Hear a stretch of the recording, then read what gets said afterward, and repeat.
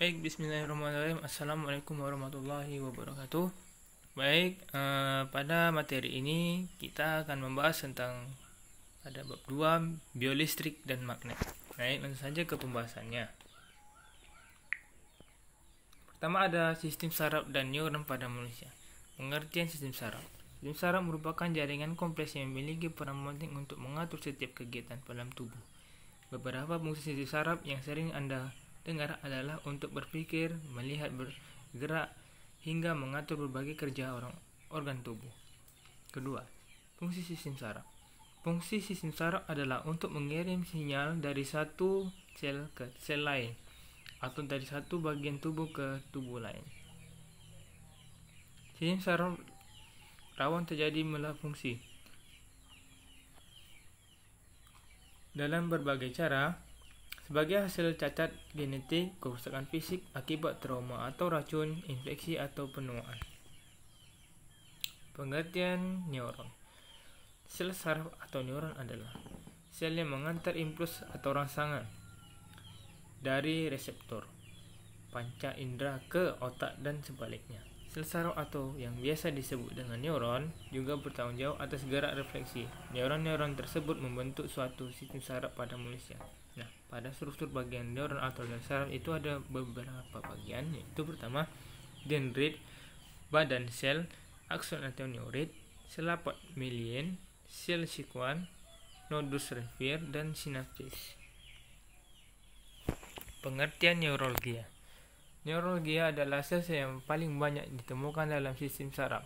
Sel-sel tersebut tidak berperan secara langsung dalam pengolahan informasi dan transmisi, dan berfungsi untuk menyogok kebutuhan dari sel neuron.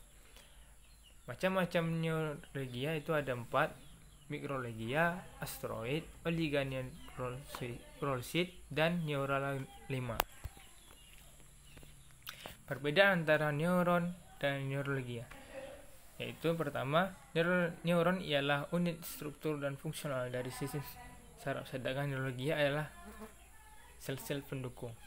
2. Neuron melewati pulsa saraf dalam bentuk baik listrik dan kimia, tetapi neurologia tidak melewatkan pulsa tersebut. Neuron mengandung butiran sel, tetapi tidak pada neurologia. Neuron memiliki akson, tetapi tidak neurologia. Neurologia membentuk myelin, tetapi mereka hadir dan fungsional dalam akson neuron. B. Pentingnya konsentrasi ion dalam tubuh manusia. Pentingnya ion bagi manusia. Pentingnya ion bagi manusia adalah membantu keseimbangan air, asam, dan basa dalam tubuh, membantu proses pembentukan energi dalam tubuh, menurunkan tekanan darah, mencegah osteoporosis, dan mengaktifkan pertahanan atau imun tubuh. Penjelasan ilmiah tentang mengenai ion negatif. Menurut sebuah penelitian di Jepang mengenai teori efek uranium mumi yang disimpan dalam ruangan raja-raja Mesir bisa lebih awet selain karena menggunakan bahan pengawet. Dinding di dalam piramida tersebut disusun menggunakan batu granit yang memiliki efek magnetik yang cukup tinggi sehingga mampu menarik lebih banyak ion negatif di dalamnya. Sedangkan menurut E.P. Kruger, seorang peneliti asal Jerman, hanya dengan menghirup ion negatif hal itu dapat menurunkan kandungan level serotonin dalam darah sehingga menimbulkan efek relaksasi dan pelebaran saluran napas. 3. Berikut adalah manfaat ion negatif yang bisa didapatkan, di antaranya yaitu ion negatif meningkatkan sistem imunitas tubuh. Ion negatif memperbaiki sirkulasi darah dan menguatkan sistem kerja jantung. Ion negatif memperbaiki kualitas tidur. Ion negatif melegakan sakit dan berhubungan dengan alergi dan pernapasan. Ion negatif sebagai antipolutan dan sterilisator. Ion negatif mengurangi stres dan kelelahan. Fungsi ion negatif: meningkatkan produktivitas. Ion negatif memiliki kemampuan untuk meningkatkan kerja limpa agar menghasilkan autoimun. Ion negatif mampu kemurnian udara dan baik untuk kesehatan. Dan yang terakhir itu meningkatkan daya tahan globulin, komponen kekebalan dalam serum darah meningkatkan yang juga meningkatkan gaya penangkal.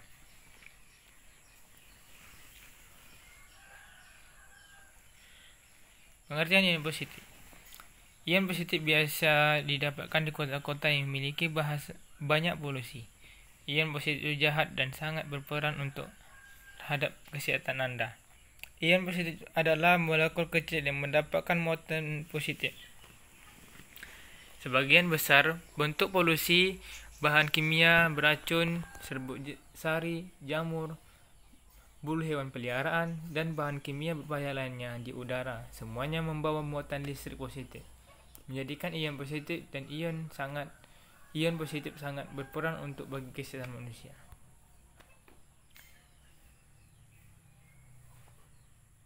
Kelistrikan pada otot jantung. Pengertian otot jantung.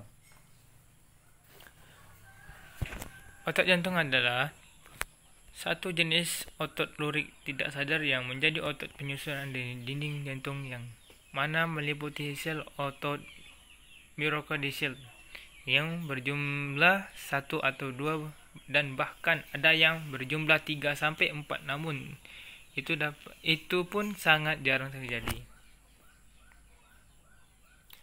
Ciri-ciri otot jantung memiliki bentuk yang memanjang, bekerja terus tanpa kenal istirahat, inti sel berada di tengah, ukuran panjang serabut jantung antara 50 sampai 100 mm, berdiameter sekitar 14 mm, jumlah serabut kurang lebih dari 1500 filamen.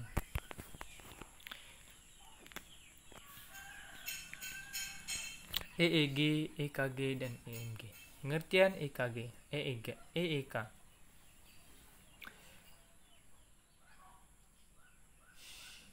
Electroencephalogram atau EEG adalah satu alat mempelajari gambaran dari rekaman aktivitas listrik di otak, termasuk teknik perekaman EEG dan interpretasinya. Pemeriksaan EEG adalah tes yang mendeteksi aktivitas listrik di otak dengan menggunakan cakram logam kecil atau elektroda yang diletakkan pada kulit kepala. Tujuan EEG yaitu ada mendiagnosa dan mengklasifikasi epilepsi, membandingkan dan lokalisasi tumor otak, infeksi otak, pendarahan otak, dan Parkinson, mendiagnosa lesi-lesahan ruangan lain, mendiagnosa cedera kepala, periode keadaan pingsan atau dementia, dan neuropsi. Pengertian EKG adalah penyataan aktivitas listrik dari otot jantung setiap kontraksi. Persiapan pencatatan EKG meliputi itu ada mesin EKG, plasma elektroda, gel elektroda, dan kertas EKG. Tujuan EKG yaitu untuk mengetahui adanya kelainan-kelainan dari irama jantung atau aritmia, untuk mengetahui adanya kelainan-kelainan miokardium seperti infark dan hipertrofi atrial, untuk mengetahui pengaruh atau efek obat-obat jantung terutama digitalitas dan quinidin, untuk mengetahui adanya gangguan-gangguan elektrolit.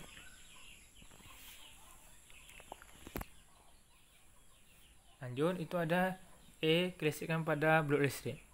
Pengertian blood listrik. Blood listrik atau electrolypus electricus adalah sejenis ikan air tawar yang dapat menghasilkan aliran listrik kuat sampai 650 volt.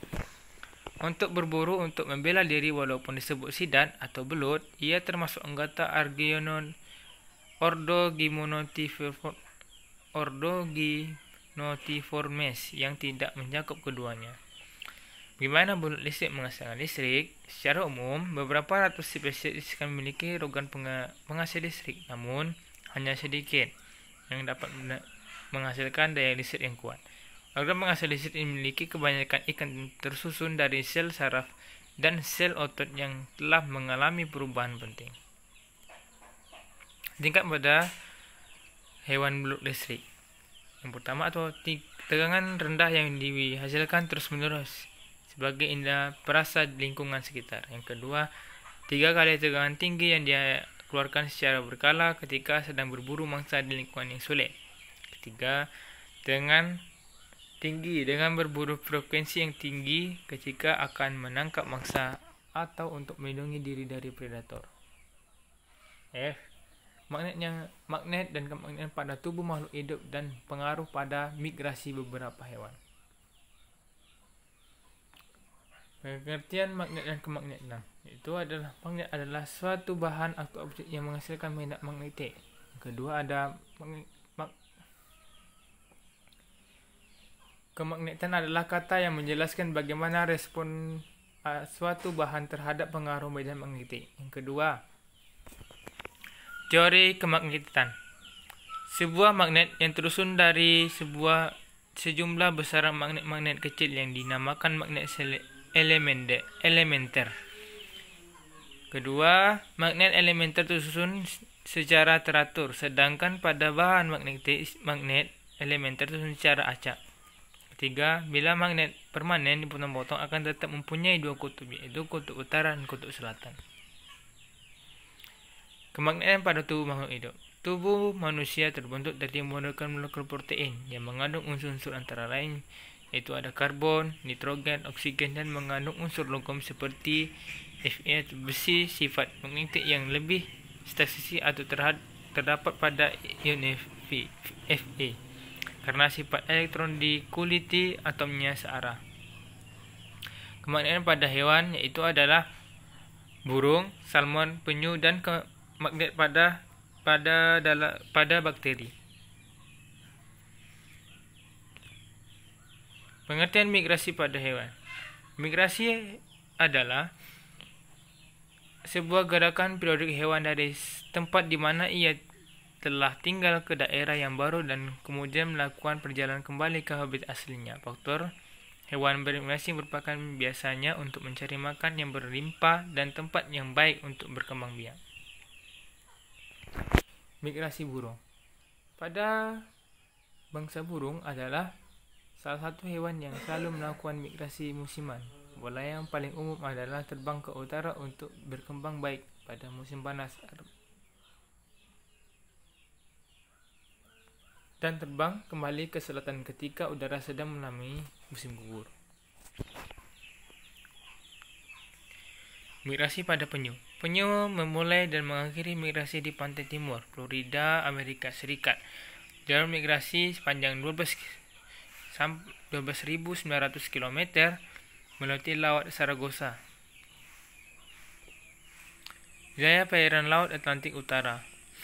Yang C. Migrasi pada salmon. Salmon memiliki kemampuan untuk migrasi ke aliran sungai air, tempat awal mereka menetas dan tumbuh setelah berenang di ribuan mil mengurangi lautan. Nah, mungkin ini penjelasan dari bab ini. Lebih yang kurang saya maaf. Wassalamualaikum warahmatullahi wabarakatuh.